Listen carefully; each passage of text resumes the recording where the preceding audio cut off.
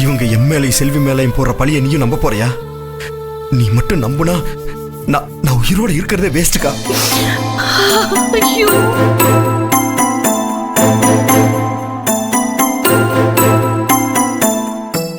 நானும் செல்வி நிரபராதின்னு காட்டுறதுக்கு என்னக்கா பண்ணணும் சொல்லுக்கா. இந்த இடத்துல தீ குளிச்சு காட்டவா?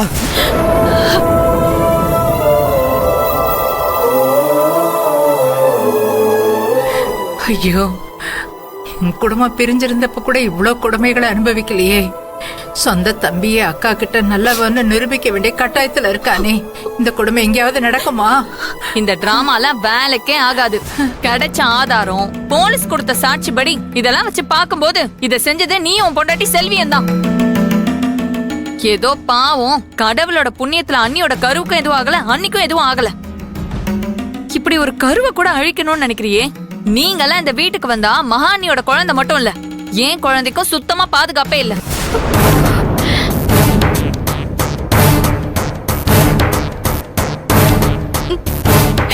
நீ இந்த வீட்டுக்குள்ள இருக்கிறது எனக்கும் பயமா தான் இருக்கு. இப்பவே எப்படின்னா நீ இந்த வீட்டுக்குள்ள வந்தா அவ்வளவுதான். இனிமே நீ இந்த வீட்டுக்குள்ள வரவே கூடாது. உனக்கு இந்த வீட்டுல இடமே கிடையாது.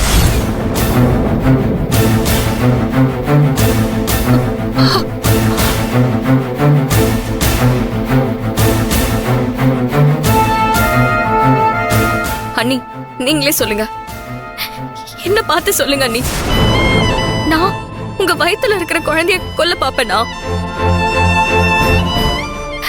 அண்ணி, உங்களுக்கு துளி அளவு சந்தேகம் இருந்தாலும் சொல்லுங்க, நானும் வேலுவும் இப்பவே அந்த பழியை ஏத்துக்கிட்டு ஜெயிலுக்கு போயிடுறோம். சொல்லு மகா, அவங்க மேலதான் சந்தேகமா இருக்குன்னு சொல்லு.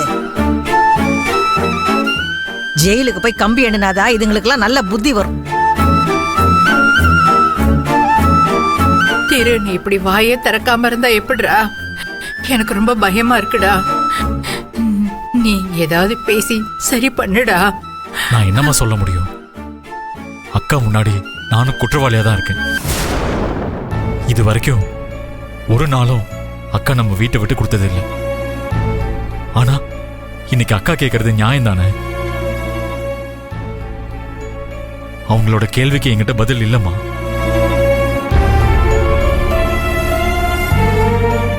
யாரையும் குற்றம் சொல்லவோ இல்ல அவங்க பண்ணிருக்க மாட்டாங்கன்னோ என்னால சொல்ல முடியலமா. சம்பவம் நடந்தது நம்ம வீட்டுல. இந்த ஃபங்க்ஷனை நடத்த ஆசைப்படுது நான் தான். இப்ப இதுல நானும் ஒரு காரணமா தானே இருக்கேன். உண்மை என்னன்னு அந்த ஆண்டவனுக்கு தான் தெரியும்.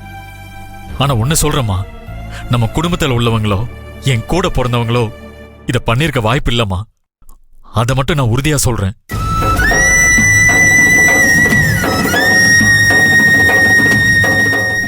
அக்கா, உனக்கு இப்படி ஒரு நிலைமை வரும்னு நான் சத்தியமா நினைக்கலக்கா. இப்படி ஒரு விஷயம் நம்ம வீட்டுல நடந்ததுக்கு நான் உங்ககிட்ட மன்னிப்பு கேட்டுக்கிறேன்க்கா. தயவு செஞ்சு என்ன மன்னிச்சிடுக்கா.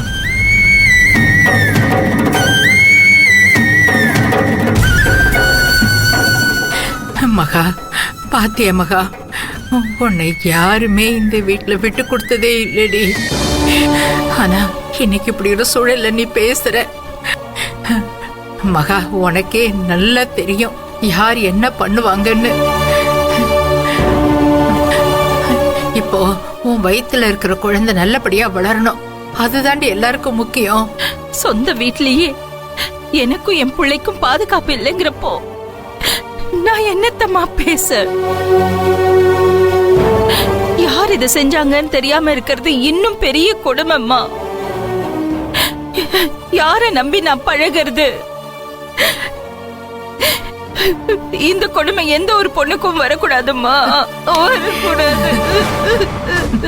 அண்ணி, நீங்க எதுவும் கவலைப்படாதீங்க.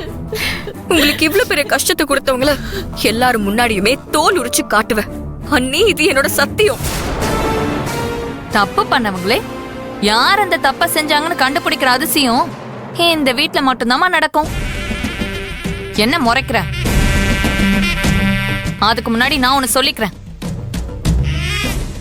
என்னங்க, இங்க பாருங்க, இந்த செல்வியும் வேலுவும் இங்க இருந்தா என் வயித்துல வளர்ற குழந்தைக்கு ஏதாவது ஆனாலும் ஆயிடும். அந்த பயத்தோட என்னால இந்த வீட்டுல இருக்க முடியாதுங்க. ஒண்ணு இவங்க இந்த வீட்டுல இருக்கணும், இல்ல நாம வேற வீடு மாத்திட்டு போகணும். ஏய், இதுக்கு பிரச்சனை பெருசாக்கிட்டு இருக்க? கொஞ்ச நேரம் வாய் மூடி சும்மா இருக்க மாட்டியா? உன்னாலே உங்க அம்மா வழி வாய் மூடிட்டு சும்மா இருக்க முடியாதா? என்ன மாதிரி என்ன மாப்பிள, என் பொண்ணு அவ மனசுல இருக்கிற பயத்தை சொல்லிக்கிட்டு இருக்கா, நீங்க அத பத்தி கவலைப்பட மாட்டேங்கிறீங்க.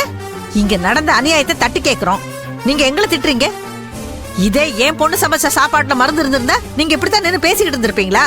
முதல் வேலையை எங்களை வெளியில விரட்டி இருக்க மாட்டீங்க. இங்க பாருங்க, உங்களையும் உங்க பொண்ணையும் இந்த வீட்ல இல்ல இந்த உலகத்துல யாராலையும் பயப்படுத்த முடியாது. ஏன்னா உங்களை நினைச்சுதான் எல்லாரும் பயப்படணும். கொஞ்சம் பேசாம இருக்கீங்களா?